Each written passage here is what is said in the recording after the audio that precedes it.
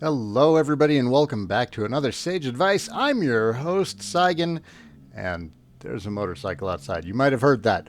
Anyhow, welcome back to the Dragon Quest X walkthrough.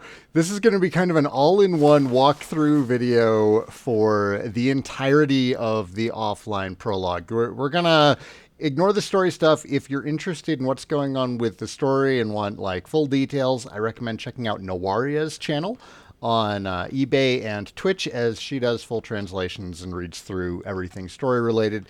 This is going to be more of a quick, you want to get into the online game, get me through the prologue. Where do I go? What do I do? Well, first you're going to wake up from your dream.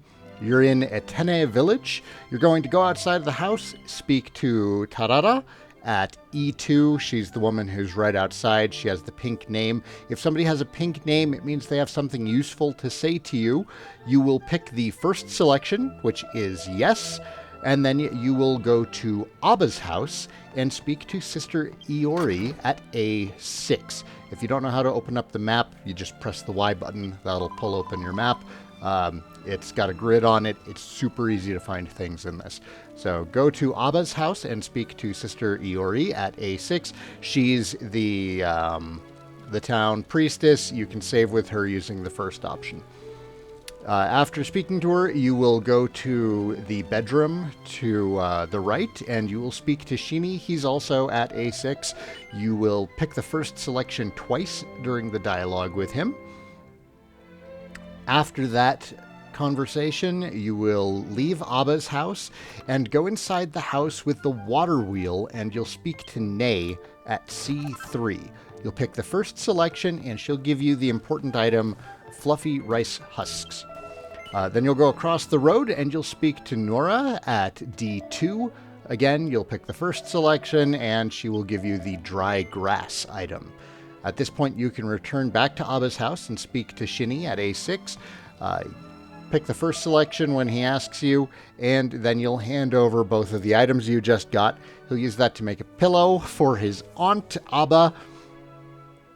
And then you will kind of get shooed out of town to go and find your sibling. This is a good opportunity to buy some gear at the item shop at G2. You should have a little bit of money. Purchase whatever you want. I might do a separate guide at some point. Let me know. Let me know if you need a guide for stats or like an Anki deck for stats or something. But if you're familiar with Dragon Quest, most of the gear is going to look familiar to you, and you should know what you're after. You'll leave the town at the north gate at F1, and this will bring you to the land of nurturing. In this zone, you'll just head over to G4, fight enemies as you go. There's an onion at F4 right next to a healing ring. And then after fighting the onion, continue on to G4. You'll find your sibling. After speaking to your sibling, pick the first selection, and that will return you straight to Etene Village. Then go back to Abba's house and enter her room at B6. You'll leave the town at the north gate and travel to the land of nurturing at F1. And then from the land of nurturing, you'll go all the way north to the nameless meadow at E1. There's a slime knight that you're going to have to fight at E2. From the nameless meadow, you'll want to continue north to the Clearwater Cave at E1. And at this point, there's going to be a golem blocking the way. Personally, I would recommend being like level 10 at this point, and you should have all of the weapon upgrades that are available from Etene. Should be able to have a full set of armor. At this point, you're pretty close to the end of the prologue, so be prepared. So once you enter the cave, you'll need to travel through the cave to the ancient fountain at F1, where you'll fight a boss, Beldar, and you'll obtain the tense flower after the cutscene. Return to the village, there will be a cutscene, and then following that cutscene, you will get to pick which race you want to be for the online game. It'll save, and it'll kick you back out to the menu.